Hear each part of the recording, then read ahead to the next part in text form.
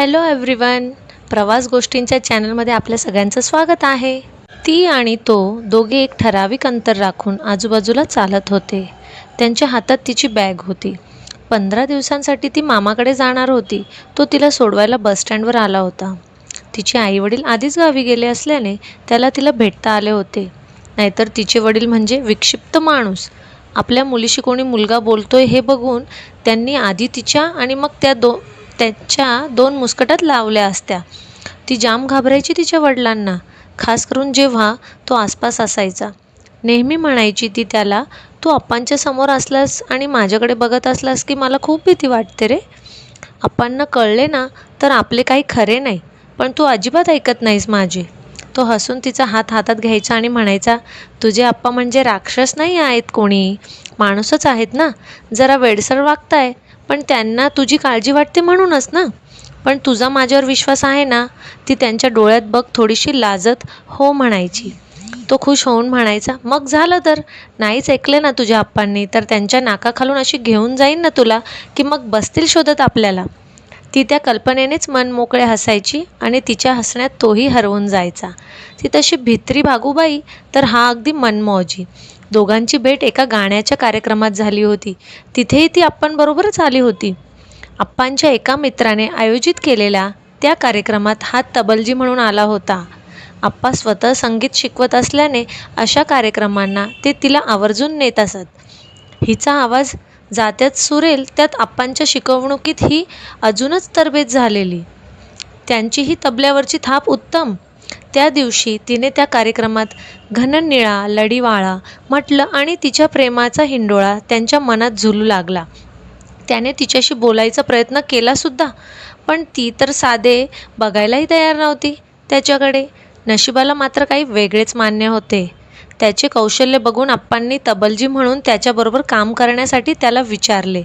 त्याचा आनंद गगनात मावत नव्हता. तिच्याशी बोलायची आणि तिचा सुरेल आवाज ऐकायची पुरेपूर संधी तिच्या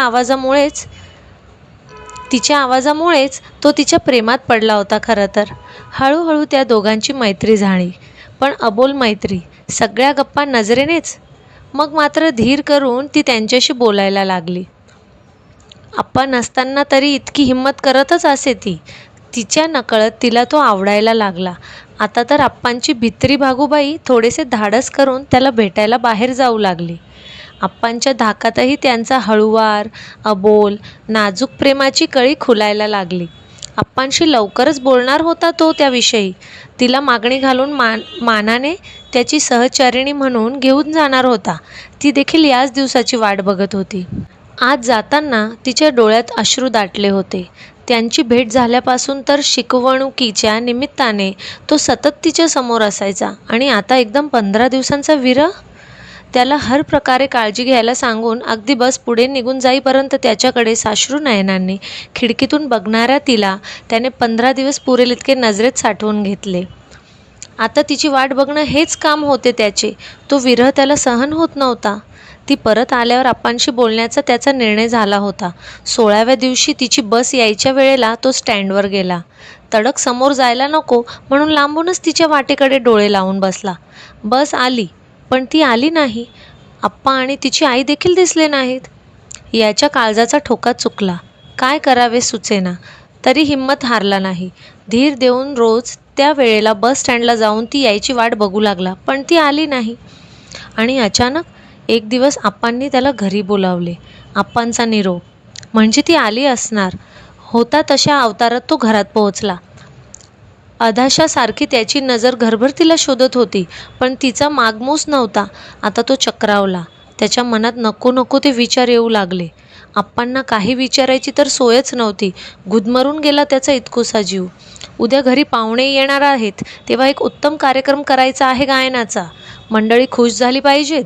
तयारीला लागा तुम्ही. अप्पांनी फरमानं सोडले तसा तो भानावर आला. गाण्याचा कार्यक्रम म्हणजे उद्या तरी ती असेल घरात असे मनाला समजावले त्याने. काहीतरी विपरीत घडल्याचे त्याचे मन त्याला गवाही देत होते, पण तो खोट्या आशेवर मनाला समजावत होता. दुसऱ्या दिवशी अप्पांच्या मर्जीप्रमाणे सगळी तयारी झाली होती. अंगणात उभारलेल्या मंचावर तो तयार बसला होता शोधक नजरेने. अप्पांनी सगळ्या गावाला निमंत्रण धाडले होते. त्याच्या अपेक्षेप्रमाणे ती आली होती. ती कुठे होती यापेक्षा ती आली होती याचा आनंद जास्त होता. थोड्याच वेळात घराचा दरवाजा उघडून ती अंगणात आली. सुंदर काठपदराची साडी नेसून, गळ्यात सुरेख मोहनमाळ आणि हिरवा चुडा आणि मंगळसूत्र लेऊन, तिच्या मागून तिच्यापेक्षा 10-12 वर्षांनी मोठा दिसणारा एक माणूस आला आणि तो काय समजायचे ते समजला. नजरेत असंख्य वेदना घेऊन ती त्याच्याकडे बघत होती. तो मात्र कोरड्या डोळ्यांनी तिला बघत राहिला. तिचे ते गोंडस, लोभसवाणे रूप त्याने कित्येक वेळा मनात स्वतःसाठी रंगवले होते, पण आता ते त्याचे नव्हते. ती त्याची नव्हती. नियतीने तिचा डाव अप्पांच्या रूपात साधला होता. त्याची ती नजर बघून तिची हालचाल मंदावली. संथपणे ती मंचावर येऊन गायला बसली. त्याच्या आवडीने घननिळा लडीवाळा तिच्या गाण्यातली आर्तता त्याच्या तबल्यांच्या थापेत साठली होती. आता तो फक्त तिला आणि तिलाच बघत होता आणि ती त्याला. त्यांच्या नजरेतली वेदना हळूहळू वाढत जाऊन अचानक संपली. तो बसल्या जागी धाडकन कोसळला. ती उठून देहभान हरपून त्याच्याकडे धावली. तो निश्चित पडून होता. नियती अजून सुखावली नव्हती. तिच्याकडे बघून बसूर हसवत होती, पण ती सुद्धा त्याचीच प्रियसी होती. धाडसी, हिंमत न हारणारी. तिने नियतीला हरवलं. त्याच्याच म्हणण्याप्रमाणे नियतीच्या नाकाखालून तो तिला घेऊन गेला. आप्पा धावत त्यांच्या जवळ गेले. रागाने लालबुंद होऊन त्यांनी तिला हाक मारली, पण एक नाही, दोन नाही. आता त्यांनी तिला उठवण्यासाठी तिचा हात धरला आणि तो गळून पडला. ते भीतीने दूर झाले. त्यांच्या निष्प्राण देहावर तिचा अश्रूही न सुकलेला देह निश्चित पडून होता. नियतीने त्या जगात एकत्र येऊ दिले नसेल तर एक वेगळ्या प्रवासाला एकत्र निघाले होते, जिथे त्यांच्याच विरहाला जागा नव्हती. तर मित्रांनो, कशी वाटली तुम्हाला आजची स्टोरी? नक्की सांगा. आपल्या चॅनलला सबस्क्राईब करा, कमेंट बॉक्समध्ये कमेंट करा आणि व्हिडिओला शेअर करा. थँक्यू.